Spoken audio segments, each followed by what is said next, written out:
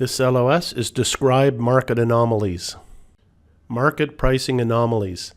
Although considerable evidence shows that markets are efficient, researchers have identified a number of apparent market inefficiencies or anomalies. These market anomalies, if persistent, are exceptions to the notion of market efficiency. Researchers conclude that a market anomaly may be present if a change in the price of an asset or security cannot directly be linked to current relevant information known in the market or to the release of new information into the market. The validity of any evidence supporting the potential existence of a market inefficiency or anomaly must be consistent over reasonably long periods. Otherwise, a detected market anomaly may largely be an artifact of the sample period chosen.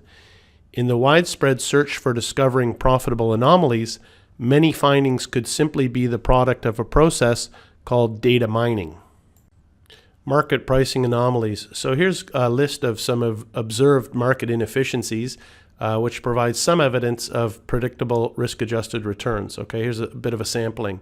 So one is a calendar effect, January weekend and holiday. Two is overreaction. Prices overreact to news. That's an anomaly. The third is momentum, trends in stock returns. 4 is size effect, small cap stocks outperform. 5 is the value effect, low priced earnings, price to book or price to sales, high dividend yield.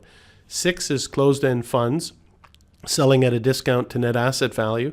7 is earnings surprises, slow adjustment. And finally, 8, IPOs, initial overreaction, but long-term underperformance.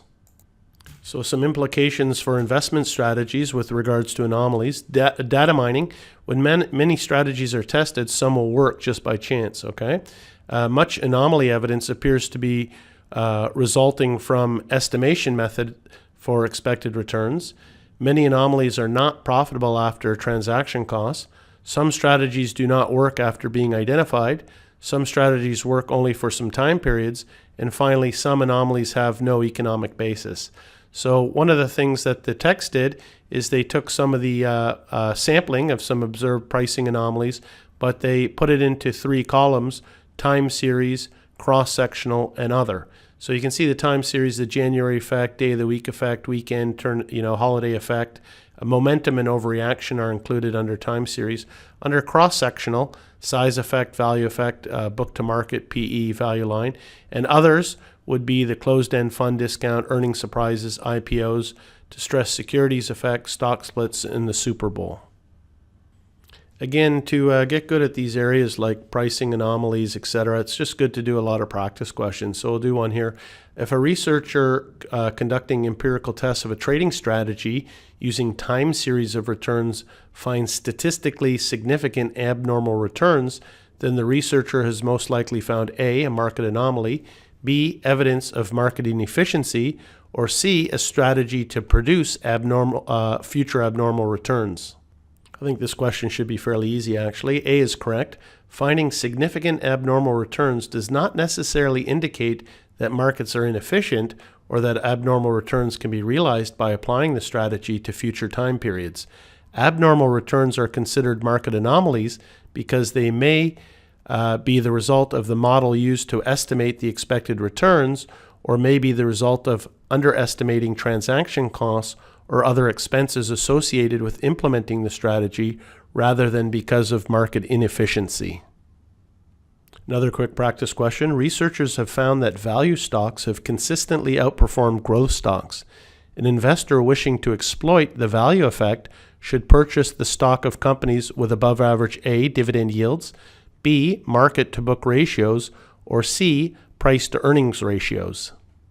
Again, this question shouldn't be too difficult because above average PE or a high PE, that's an indicator of a growth stock, so that one's out. And then you're between the dividends yields or the market to book ratios. But again, a very high market to book ratio is not really a value. Good dividends yields is an indicator of a value company. So A is correct. Higher than average dividend yield is a characteristic of a value stock, because the dividend, a high yield, that's the dividend divided by the stock price. So the stock price is not so high, you got a good dividend yield.